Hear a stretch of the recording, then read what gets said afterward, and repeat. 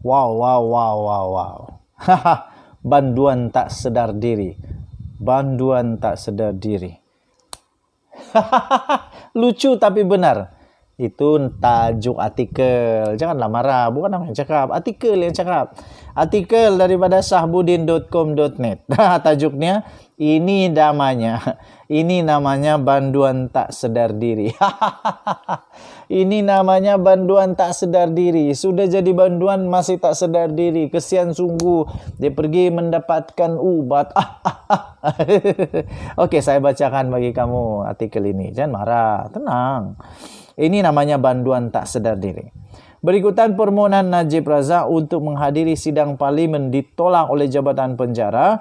Peguam bekas Perdana Menteri telah menulis surat rayuan kepada Menteri Dalam Negeri Hamzah Zainuddin bagi memohon pertimbangan selanjutnya. Peguam Najib itu iaitu Syafiq Abdullah dipetik memberi tempoh sehingga jam 12 tengah hari ini untuk Hamzah Zainuddin memberi jawapan kepada rayuan tersebut. Sampai sekarang pukul 7.22 belum ada lagi apa-apa berita tentang itu. Jadi mengugut tak lut ugut, kesian.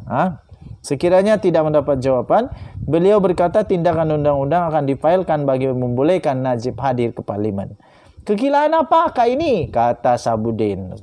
Sebagai banduan yang kini merengkok di penjara setelah didapati bersalah oleh 9 hakim, sehingga ke peringkat mahkamah paling tinggi sekalipun, bukan saja membuat rayuan dan mengambil tindakan mahkamah, suatu tindakan yang memang pelik, salah dan tak apa punya tindakan, bahkan memohon untuk hadir ke parlimen saja pun sudah dikira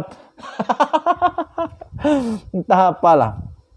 Apakah Najib tidak sedar bahwa status dirinya sekarang ini apa? Status dia sekarang tak ada apa-apa.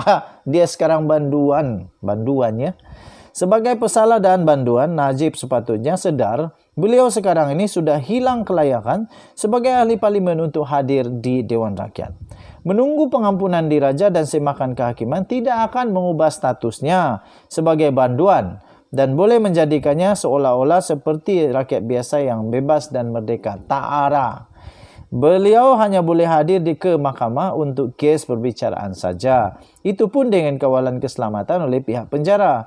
Kematian ahli keluarga, acara pengkebumian dan pelbagai kecemasan lain pun tidak boleh dihadiri oleh banduan. Melainkan yang kritikal seperti kematian ibu bapa, isteri dan itu pun melalui pertimbangan yang khusus serta tidak semestinya semua banduan wajib diberi pelepasan. Ini sudah kecemasan betul-betul. Dalam konteks Najib, apakah hadir ke parlimen suatu yang sangat penting bagi beliau sehingga perlu membuat permohonan, kemudian mengemukakan rayuan setelah ia ditolak dan seterusnya pula mengugut untuk mengambil tindakan undang-undang pula. Apa yang Najib mau tunjukkan kepada rakyat dan dunia dengan tindakannya itu? Apakah juga kehadirannya ke parlimen selama ini 100% sehingga terasa amat bersalah tidak menghadirinya pada kali ini? Sebelum menjadi banduan 100% kah hadir ke parlimen? Sekarang sudah jadi banduan, tiba-tiba semangat mau pergi parlimen.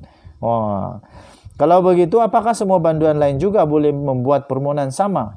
Misalnya untuk hadir ke majlis anak menerima ijazah, bapa saudara kahwin baru, dan majlis sukan anak misalnya. Dengan status sebagai banduan sekarang ini, bukan saja parlimen tidak lagi penting baginya, malah parlimen juga tidak lagi menganggap beliau sebagai penting. Tolonglah Najib, sedarlah diri sikit, kata tulisannya.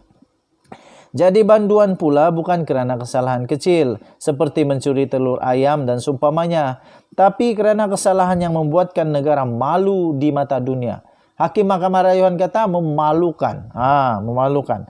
Dengan itu tak payahlah sekarang ini mengada-adakan nak tunjuk baik minta hadir ke parlimen. Konon mau menunaikan tanggungjawab sebagai ahli parlimen. Segala-galanya sudah tiada erti lagi. Duduk diam-diam jelah dalam penjara dan bermuhasabahlah atas kesalahan masa lalu.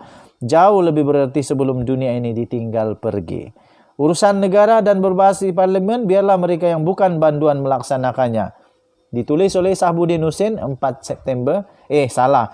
Oktober 2022. Ini bukan saya yang cakap, saya hanya bacakan saja apa yang tertulis. Denyut Nadi Suara Rakyat. Terus bergema di channel ini, kita jumpa lagi. Bye-bye. Salam sejahtera Malaysia, denyut nadi suara rakyat bergema di channel ini. Betul-betul pula bah, mana ada main-main ini betul-betul serius bah. Nah, Zahid Hamidi akhirnya mengeluarkan satu lagi kenyataan yang betul-betul betul.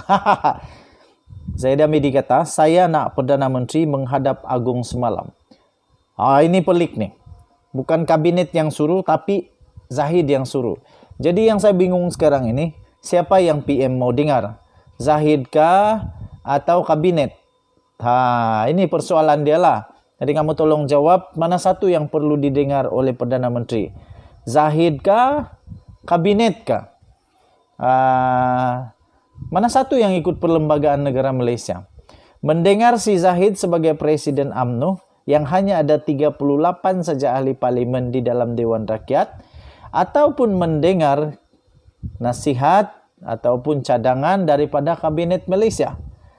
Okey. So itulah persoalan berat yang telah dipikirkan, yang pasti akan membuat kepala otak Perdana Menteri kita bengong mau pikir mana satu mau ikut. Telan mati ini, luah mati itu. Susah. Presiden UMNO Ahmad Zahid Hamidi berkata, parti itu menghormati kuasa Perdana Menteri Ismail Sabri Yaakob bagi mencadangkan mengenai tarikh pembubaran parlimen supaya pilihan raya umum ke-15 PRU 15 dapat diadakan secepat mungkin. Ditanya sama adab, naib Presiden UMNO itu diberikan tempo untuk menasihati Seri Paduka Baginda yang di-Pertuan Agong Al-Sultan Abdullah Riayatuddin Al-Mustafa Billah Shah supaya berbuat demikian. Zahid secara berseloroh berkata ia sepatutnya dibuat semalam. Rupa-rupanya Zahid Hamidi berseloroh. Tenang, janganlah stres. Rupanya Zahid Hamidi berseloroh. Tapi berselorohnya itu betul-betul seloroh kah ataupun serius? Katanya saya bagi tahu saya nak semalam. Katanya pada sidang media selepas Majlis Taklimat Khas UMNO di Kuala Lumpur pada hari ini.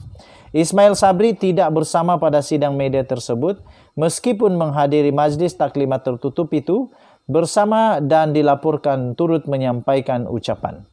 Ditanya jika benar Perdana Menteri dijadualkan menghadap Seri Paduka pada Khamis ini untuk memohon parlimen dibubarkan segera, sekali lagi Zahid memberi jawapan yang samar-samar. Katanya, saya tak mimpi tarik itu. Katanya ringkas. Pandai juga buat lawak Zahid ya. Awal hari ini Ismail Sabri memberitahu bahwa menghadap yang di Pertuan Agong adalah rutin lazim buat seorang Perdana Menteri. Kalau dia pergi menghadap pun rupanya rutin. Bukan menghadap bubar. Tenang. Menghadap Agong, saya menghadap setiap minggu sebelum mesyuarat kabinet. Katanya. Yaitu macam minggu ini kalau waktu parlimen kabinet hari Jumaat, hari Kamis saya jumpa katanya.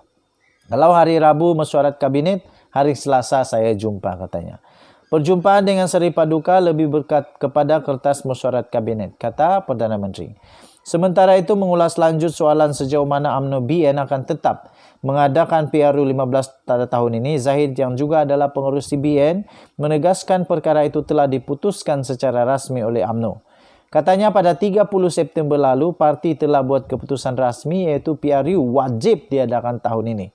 Wajib diadakan tahun ini Oktober, November, Disember. Tak pedulilah apapun jadi, buat saja. Minggu depan kita akan mula berbincang dan membuat rundingan iaitu Isnin depan katanya. Menurutnya pemilihan calon-calon bagi PRU 15 kali ini juga mesti mengikut kriteria sekaligus tiada calon-calon yang dipilih mengikut kluster-kluster tersebut tertentu. Untuk pemilihan calon pada kali ini, pengurusi perhubungan negeri akan mengumumkan nama-nama calon berkenaan kepada top 5 bagi penentuan calon yang memenuhi kriteria. Tiada calon mengikut kluster tertentu dan yang paling penting, calon UMNO yang memulakan panji-panji Barisan Nasional BN katanya. Terdahulu Ismail Sabri dan Zahid Hamidi mengadakan pertemuan khas dengan 191 sayap bagian parti itu secara tertutup. Wow, apa yang tertutup sangat nih. Dan yang nadi suara rakyat bergema di channel ini. Kita jumpa lagi. Bye-bye.